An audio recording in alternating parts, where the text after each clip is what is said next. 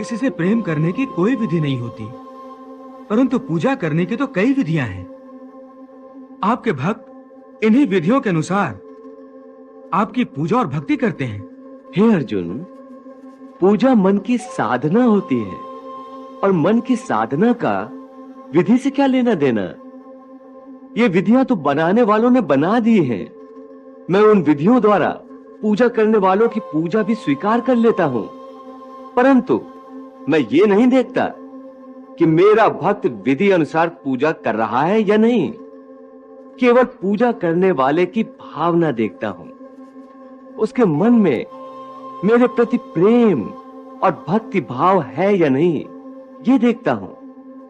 जिस पूजा में विधि ही विधि हो और प्रेम तथा भक्ति ना हो, उस पूजा द्वारा कोई भी मुझे प्राप्त नहीं कर सकता।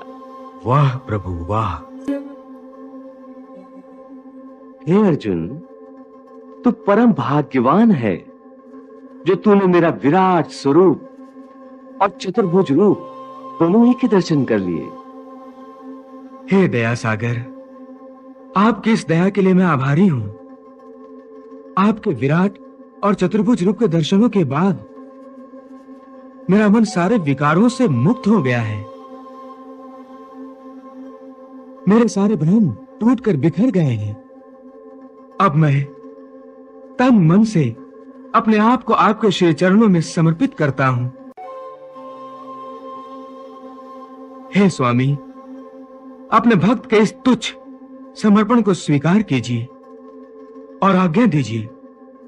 मैं आपकी हर आज्ञा का पालन करूंगा। हे भक्त, मैं तुम्हारे इस समर्पण को स्वीकार करता हूं।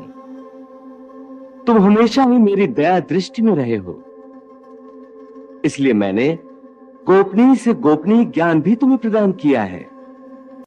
इससे पहले कि मैं तुम्हें धर्म, युद्ध और आक्रमण करने की आज्ञा दूं, मैं चाहता हूं कि जो दिव्य ज्ञान मैंने तुम्हें प्रदान किया है, उसके बारे में कोई शंका या आशंका या कोई प्रश्न यदि तुम्हारे मन में हो तो मुझसे अभी पूछ लो, क्योंकि इसके पश्चात ऐसी ज्ञान, योग और भक्ति की बातें करने का फिर अवसर नहीं मिलेगा। इसलिए कुछ पूछना है तो अभी पूछ लो। हे माधव, अब इस मन में न किसी शंका के लिए कोई जगह रह गई है, न ही किसी आशंका के लिए। अब तो पूर्ण श्रद्धा और पूर्ण भक्ति से मेरा मन एक लहराते सागर की भांति आनंद से उमड़ रहा है। परंतु क्या अर्जुन? प्रभु, केवल कुछ प्रश्न मेरे मन में उठ रहे हैं। तो इसमें संकोच की क्या बात है? जो भी पूछना है पूछो। भगवान, आपने जब मुझे अपना विराट रूप दिखाया तो यह भी तो बताया था कि यह विराट रूप संपूर्ण नहीं है, केवल मेरे समझने के लिए संपूर्ण है। इसका अर्थ है कि वास्तव में आप इतने विशाल, इतने विकराल हैं कि आपका कोई आकार ही नहीं बन सकता। हाँ, यही सत्य है। मैं अनादि हूं, अनंत हूं, सदा से हूं और सदा रहूंगा। संपूर्ण सृष्टियों में ऐसी कोई जगह, कोई स्थान नहीं है जहां मैं नहीं हूं। जल, थल और गगन में भी मैं ही हूं। इसलिए मेरा कोई आकार नहीं, मैं निराकार हूं। फिर आपने यह भी तो कहा था कि हाथी में भी आप हैं, गाय में भी आप हैं, चींटी में भी आप हैं। हाँ, यह भी सत्य है। तो फिर इस तरह तो आप साकार भी हैं। हाँ, जैसे इस समय मैं तुम्हारे सामने मानव अवतार में खड़ा हूं, यह भी मेरा साकार रूप है। इसके अतिरिक्त मेरे जो अवतार हुए हैं वो भी मैंने तुम्हें दिखाए हैं। ये सब आकार ही हैं, परंतु मेरा सच्चा और सबसे विशाल रूप निराकार है। तो ये सिद्ध हो गया क्या आप निराकार भी हैं और साकार भी हैं? आपके भक्त जो आपको साकार समझते हैं, वो आपके अवतारों की प्रतिमाएं बनाकर आपकी पूजा करते हैं, और जो भक्त आपको निराकार मानते हैं, वो आपको निराकार रूप में पूजते हैं। इनमें से कौन सही है? वो जो आपकी प्रतिमाओं और मूर्तियों की पूजा करते हैं, या वो भक्त जो आपके निराकार रूप को पूजते हैं? हे अर्जुन, गलत कोई भी नहीं है। मेरे भक्त को मेरा रूप चराचर किसी वस्तु में भी दिखाई देता है, तो वो मन में मेरा ही ध्यान करके उसे पूछता है। मेरे रूप या अवतारों की मूर्तियां बनाकर भी पूजा की जाती है। जिन्हें इन मूर्तियों में मेरा विशाल रूप दिखाई नहीं देता, वो मेरे अनादि और अनंत निराकार रूप की पूजा करते हैं। दोनों तरह के भक्त भक्ति के रास्ते पर चलते चलते मेरे परम धाम की ओर बढ़ते हैं। कोई बूढ़ा कमजोर है तो लाठी के सहारे चलता हुआ मुझ तक आता है। कोई बगैर लाठी का सहारा लिए आता है।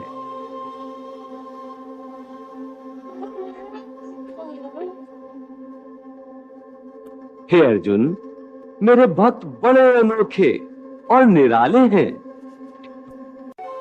कोई मुझे अपना पिता मानकर मुझसे बेटे का रिश्ता जोड़ लेता है, तो कोई मुझे माता मानता है, तो कोई मुझे सखा मानता है, तो कोई मुझसे प्रेम का नाता जोड़ लेता है। जैसे गोकुल की गोपियां जो मेरे प्रेम में संसार की सारी रीत रिवाजों को भूल जाती है। उनकी आंखों में, उनके मन में हर जगह हर समय मेरा ही रूप समाया होता है। सिद्ध साधु मुझसे प्रेम करने के लिए गोपियों के रूप में बार बार जन्म लेते हैं। सब भक्तों को उनकी भक्ति का बदला उनके मन चाहे रूप में देता हूं। मैं उनका पिता भी हूं, माता भी हूं, सखा भी हूं और प्रीतम भी मैं ही हूं। तो क्या भक्त आपसे प्रेम भी कर सकता है? प्रेम ही तो भक्ति है। जिसके मन में प्रेम ना हो, वो मेरा भक्त कैसे हो सकता है? सच पूछो तो मैं प्रेम ही प्रेम हूं। प्रेम ही परमात्मा है। किसी से प्रेम करने की कोई विधि नहीं होती, परंतु पूजा करने की तो कई विधियां हैं। आपके भक्त इन्हीं विधियों के अनुसार आपकी पूजा और भक्ति करते हैं। हे अर्जुन, पूजा मन की साधना होती है, और मन की साधना का विधि से क्या लेना देना? ये विधियां तो बनाने वालों ने बना दी हैं। मैं उन विधियों द्वारा पूजा करने वालों की पूजा भी स्वीकार कर लेता हूं, परंतु मैं ये नहीं देखता कि मेरा भक्त विधि अनुसार पूजा कर रहा है या नहीं। केवल पूजा करने वाले की भावना देखता हूं, उसके मन में मेरे प्रति प्रेम और भक्ति भाव है या नहीं, ये देखता हूं। जिस पूजा में विधि ही विधि हो और प्रेम तथा भक्ति ना हो, उस पूजा द्वारा कोई भी मुझे प्राप्त नहीं कर सकता। वाह प्रभु वाह! मुझे संपूर्ण साधने की एक ही शर्त है, मुझ में मन लगाए, मेरा ध्यान लगाए। इस संबंध में एक विचार और है। आपका ध्यान लगाते समय मन में केवल आप रहें और संसार का कोई विचार बाधा ना डाले। इसका कोई तरीका तो होगा? हाँ, एक आसान तरीका तो है, परंतु वो कोई विधि नहीं है, बल्कि एक गुर है, एक योगिक कला है, जिससे ध्यान लगाने में बड़ी सहायता होती है। वो आसान तरीका, वो योगिक कला क्या है मधुसूदन?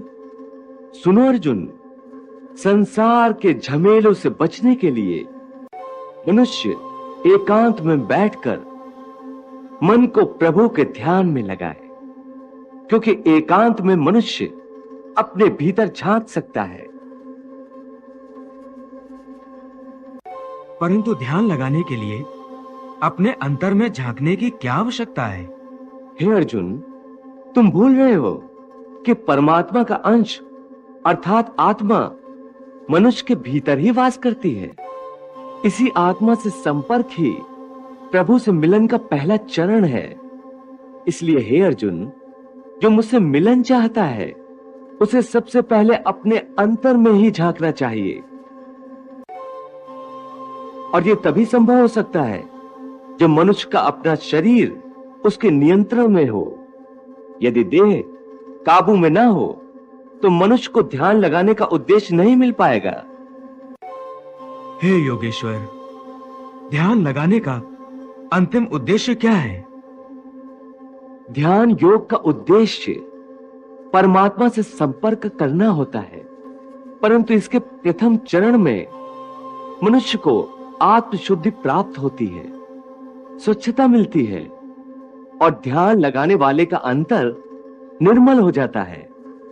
हे अर्जुन, जब तक मनुष्य अपने अंतर की शुद्धि नहीं कर लेता, परमात्मा से ना तो संपर्क कर सकता है और ना ही आत्मा परमात्मा में लीन हो सकती है। और यह भी समझ लो कि जब ध्यान लगाने का पहला उद्देश्य, क्योंकि अंतर शुद्धि है, इसलिए वो स्थान भी पवित्र होना चाहिए जहां ध्यान लगाया जाता है। हे अर्जुन, मेरा ध्यान लगाते समय मनुष्य को चाहिए कि वो अचल बैठकर अपनी पीठ, सिर और गले को समान और सीधा रखे और अपनी दृष्टि को अपनी नाक के अगले भाग पर इस तरह जमाए कि दूसरी सारी दिशाएं आंखों से ओझल हो जाएं।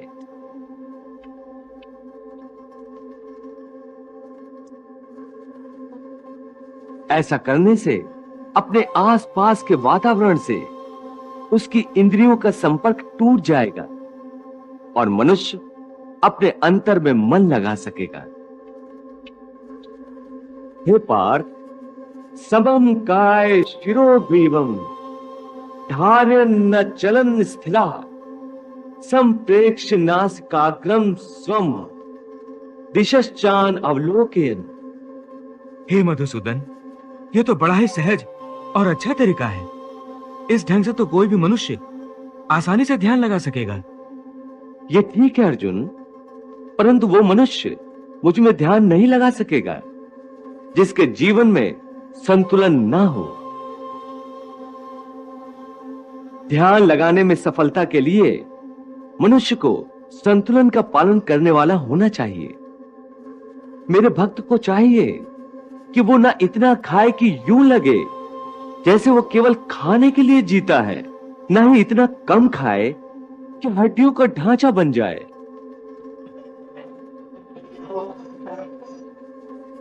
न इतना सोए कि दिन को भी रात समझे, न इतना कम सोए कि रात को भी रात न समझे। युक्त आहार विहारस्य युक्त चेष्टस्य कर्मसु युक्त स्वप्नावबोधस्य। जो हुआ वो अच्छा हुआ, जो हो रहा है वो अच्छा हो रहा है। क्या गया तुम्हारा जो तुमने खो दिया, खाली हाथ आए थे तुम खाली हाथ जाओगे। गीता सार में जो लिखा वो सत्य है, वो सत्य है। गीता सार में जो लिखा वो सत्य है, वो सत्य है। गीता सार में जो लिखा वो सत्य है, वो सत्य है। गीता सार में जो लिखा वो सत्य है, वो सत्य है। यदा यदा हि धर्मस्य ग्लानिर्भवति भारत अभिधानम् अधर्मस्य तदात्मानं सृजाम्यहम्। परित्राणाय साधूनां विनाशाय च दुष्कृताम् धर्म संस्थापनार्थाय संभवामि युगे युगे। ओम ह्रीं कृष्णाय नमः। सुखों की माया मनुष्य के लिए ही रची है, वो इन सुखों का आनंद अवश्य ले। मैं ये नहीं चाहता कि मनुष्य दुख में रहे, दरिद्रता में रहे। मैंने आनंद की रचना ही इसीलिए की है कि समस्त प्राणी जीवन में आनंद से रहे, परंतु इस आनंद में परमानंद को भूल जाएं। मैं ये नहीं चाहता इसलिए यदि कोई मनुष्य इस परमानंद को पाना चाहता है, अर्थात ध्यान योग द्वारा मुझ परमात्मा में लीन होना चाहता है, तो उसके लिए आवश्यक है कि वो इस माया में उलझा न रहे और मोक्ष प्राप्त करे। अन्यथा जन्म जन्मांतर के चक्रव्यूह में ऐसा फंस जाएगा कि निकल ही नहीं सकेगा।